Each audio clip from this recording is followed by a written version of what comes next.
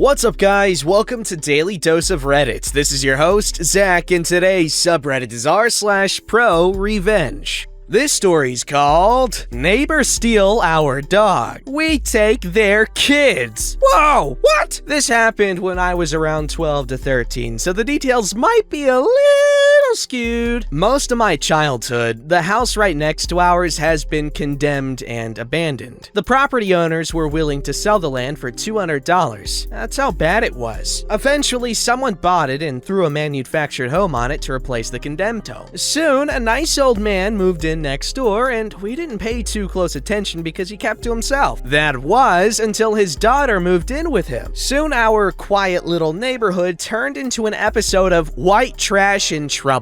The daughter would fight with her spouse about every little thing and keep my family, along with our neighbors, up half the night. Their kids were the worst part of it all. We never knew how many kids lived in that house because so many different children and adults were in and out of there all the time. Me and my siblings tried to become friends with him, but we ended up being more of their babysitters. They would come over to our house, and each of my siblings had a group of kids, 3 to 4 each, to watch over. These kids would walk in uninvited into our house, then steal our toys and games from our rooms. Honestly, they stole stuff from all over our house, but this was the main areas, or these were the main areas. They would either take it for themselves or throw it in our backyard river. They would constantly run in and out of our house, even if no one was with them. They would steal all of the fruit in the basket my mom left out for us. My mom confronted them about it, and their 3-year-old son called her a bean bag patch. The parents, wait, that's actually a pretty cool idea. Like a patch and a quilt, that's like bean bag. That's actually stupid. The parents refused to apologize for their behavior, saying stuff like, "If you loved it so much, you wouldn't have let them take it," or "Don't parent my kid." One thing they would specifically do with me is they pulled on my hair all the time. I'm a tomboy, and they would just call me a boy in a wig because girls can't play with skateboards, girls can't play with Ninja action figures, or any other gender stereotype. They would constantly bombard me because they truly didn't know girls were allowed to play with anything they wanted. One of their heavier children stole my skateboard and jumped on it, breaking it in half. Similar to that "So no head" vine. I love that vine. Or is that a vine? I don't think it is. Is it? Is it that old? Then they said I shouldn't have been playing with one anyway. There are plenty more examples, but I think you get the point. The neighbors decided that because our house was nicer, or that we could afford basic things, that they had permission to run an electrical line from our house to theirs. Which in itself is a bad thing, but they decided to run off our electric bill to triple the cost of our original. We were lower middle class / below poverty level, so we couldn't afford that kind of bill. The rule in our house is, if you're not using it, it is turned off. That's why my parents were awfully surprised to see an $800 electric bill. I'm sure Times Square costs less than that. Eventually, a person from our electric company came out to our house to see what was happening. They then found an extension cord running to their house. The electrician simply unplugged it and said that should be the end of the problem. My mom politely but sternly went to the neighbors and said that this was not okay. The neighbor had a small adult tantrum about it and cussed my mom out, but eventually came back into her home. My mom was obviously not pleased with her behavior, but tried not to escalate the situation any further. Our neighbors tried a few more times to run the line from our house to theirs. Each time when we unplugged it, they would cuss us out and send their kids over to destroy something else in our home. Eventually, mom straight up told them if they come on our property again, she would call the police and press charges. We could still be friends with their kids, but they weren't allowed on our land. "I will shoot to kill, woman." They decided that because we won't let them use our electricity, the next best option was to steal our dog from the backyard and claim our dog attacked her kids, even though our dog was harmless and cowers at everything due to bad owners before us. Aww. The pound came and took our puppo away. By the time my brothers and I got home, she was already gone. We just assumed she ran off to our grandmother's who lived down the street. And she would do this often because because my grandma spoils her. When my parents came home, they about lost it, learning our dog was missing. By the time we found her at the pound, they were putting her up for adoption. My parents had to re-adopt our dog because we didn't claim them in time. We even had her tags that said that she belonged to us. The pound told us why the dog was taken, and my mom said enough was enough. Now the revenge. When my mom got home, she sent my little brother over to their house to play with their kids. My brother became a little spy that day. His job was to look around their house and report anything that could be suspicious. We learned from them that they were sitting 3 kids to a twin bed. The entire house was cramped and dirty. The old man that lived there was hardly home because he couldn't stand his adult daughter that lived there. All around, the kids were being neglected. With the information my brother gathered, my mom called CPS, or Child Protective Services, on the home. Within the month, all the children, minus 1, who the old man cared for, were removed from the home. While I agree the foster system is bad, it was definitely better than what they were going through in that house. The mother of the children started to fight with the old man, her father, on everything. Because her kids were no longer there as a distraction, the old man was to be her next victim. The old man eventually was fed up with her and kicked her out of the home. All that was left in the home was the old man and the grandson he was fostering. They are both very kind and amazing neighbors. Yikes. Man, talk about no good endings. I mean, yes, good ending, but like bittersweet. Jeez. I was hoping it would be some sort of kidnapping story, but like not bad kidnapping, but like funny, silly kidnapping. I guess that doesn't make sense. Kidnapping is still bad. But we can agree that some kidnappings are worse than others. Like if they were to like kidnap them without them even realizing they were kidnapped or whatever. But like, I guess not kidnapping, but just like coaxing them to like abandon their home or whatever. Like, haha, that'll show them. But I guess that'd be weird. See, no good endings. Like there's no better option. Like it's not like the mom could magically become a mom. I'm glad for that one kid, though, that wasn't separated from his family. Wait, maybe... Well, they wouldn't separate siblings, right? I know that happens all the time, but like...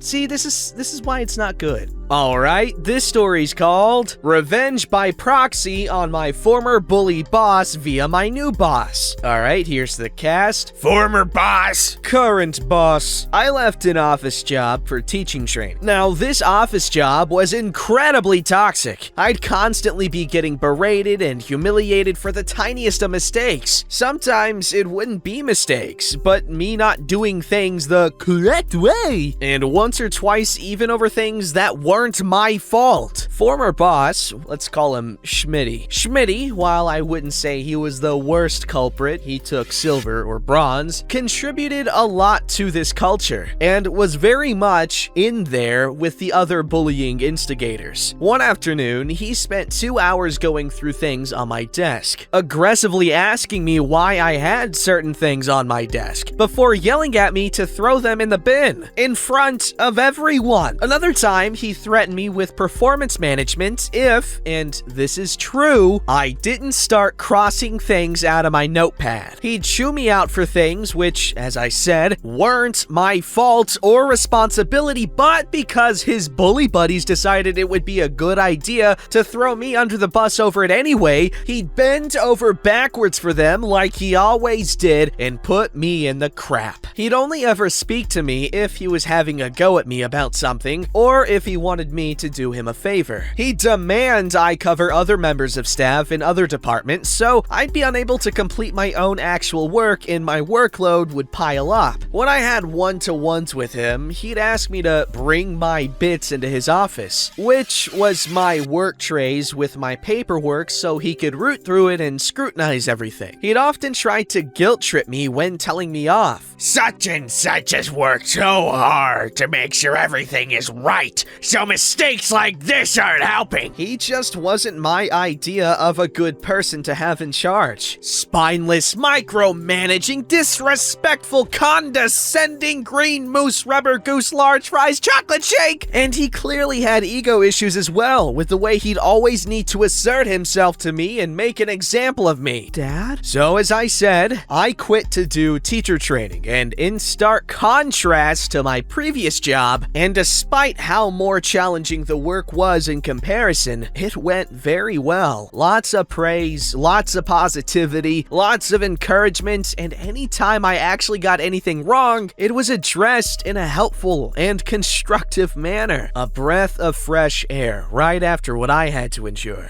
Hey, I've heard the exact same things about the military. Oh wait, no, that's the Paw Patrol. Same thing. The teacher training went so well that, Oscar, the head of department, wanted me to stay on at that school for my second placement. The second placement was more difficult because, of course, I had more lessons to teach, but despite this, it went very well, and I was still going from strength to strength. My mentor and Oscar could see this, and eventually Oscar offered me a teaching role for the following year, subject to me passing my training first, of course. The problem was, because I had the same mentor for both placements, I was only able to have one reference from my experience within a school. So, Oscar suggested to me to ask my former boss for a character reference. I made some comments in passing, trying to play it off as a joke about how he was a bit of a Richard, but Oscar started pushing me as to why I thought that. I ended up telling him quite a lot, not just about Schmitty, but the other two employees who would antagonize me. He was surprised I got treated like that because he thought I had a great attitude towards work, and I always worked hard and pushed myself to get better and better. He said they sounded like horrible people, and I did the right thing to get out of somewhere where I wasn't being treated well. So I bit the bullet and called my old boss to ask for a reference, which he disinterestedly said, "Yeah, okay." Not asking how I was, no asking how I'd been getting on, just a minute-long conversation. I passed his number to Oscar, and then Oscar called me into his office. Oscar basically said to me he was gonna call Schmitty on loudspeaker, and he wanted me to be there for it. I asked him why, and he said, "Just watch." Oscar called Schmitty, who answered. There was the usual greeting, and then Oscar explained that he needed a reference. Schmitty responded with a very generic, "He works hard, shows up on time, he's a nice guy," etc., as if it was a formality. Hey, then the conversation went a little like this. Not exactly quote by quote, but you get the picture. "How's he been getting on?" "Really well. He's progressing brilliantly. He clearly works hard, his subject knowledge is strong, he's well prepared and organized for his lessons, and it's a pleasure to be giving him a full-time job here at our school." "Oh, that's good to hear." Yeah, he's been fantastic. I don't want to sound big-headed here and take credit for his progress, because he's done so well, but you know what I think has been a huge factor in this? "What's that?" The fact we've treated him with respect and helped him with his confidence.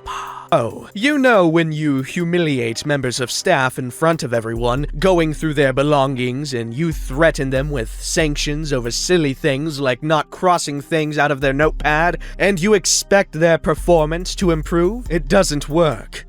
"Oh, how do you know about that? He hasn't told you." He's told me everything. Are you surprised his performance dropped with the way you treated him? Well, yeah, you know, sometimes where we are, we have days where it gets stressful, so everyone needs to be on top of the... I'm a teacher. I know what a stressful work environment is. But instead of belittling your staff, you work together and help each other. Because of your attitude and the attitude of your little friends, you have lost a brilliant member of staff. But your loss is our gain. Well, he'd make mistakes and we just talk to him about them. Yeah, and he hasn't got everything 100% perfect here. He doesn't get everything right all the time. None of us do. But we don't demonize him, or humiliate him, or make him feel useless and stupid and incompetent. We encourage him to work on these areas in a helpful manner, and he responds well because we treat him with respect, and we also focus strongly on the positives too. There's loads of positives, by the way. Look, can I call you back? I've just got something to do real quick. Schmitty never called him back. I was quite taken aback by what Oscar did. I couldn't believe what I was seeing and hearing. He's always been a good guy, and he's always looked out for me, but I would have thought what I told him about my old job, he'd feel was none of his business. That was about as good as it gets, because I never once pulled my work bullies up about their crap. I just avoided all confrontation, and they must have felt that after I left, they got away with it. I'm glad I was able to, in a way, finally get my revenge. Maybe not as brutal as some of the other stories on here, but for a moment, Schmitty was made to feel small as a result of his behavior towards me, and that was satisfying enough. This sounds like your new man called your old man. He's like, hey, you didn't treat her right, and now she's prospering, man. Look at her. She's so hot. Wouldn't have been this hot with you. You just always called her ugly. Made her feel ugly. Now she feels beautiful, and it shows. Look at her. I see lots of children in our future because you're gonna be a teacher. Suck on it, Schmitty. Oh.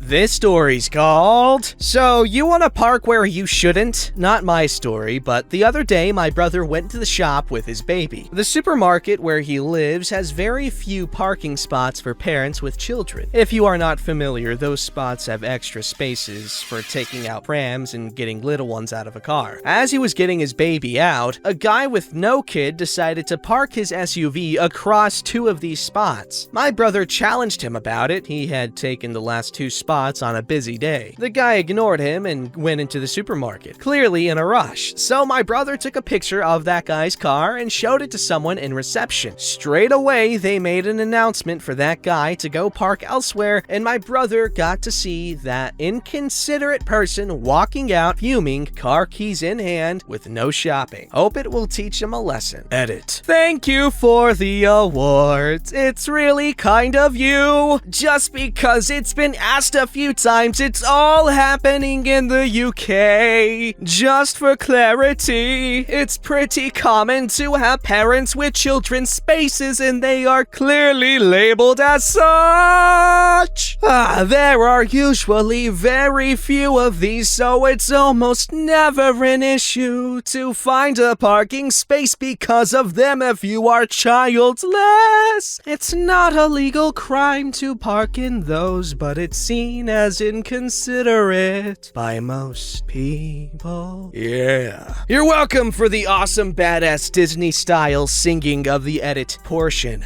Haha. Good night, people. Don't forget to like, subscribe, and hit that bell to never miss an episode.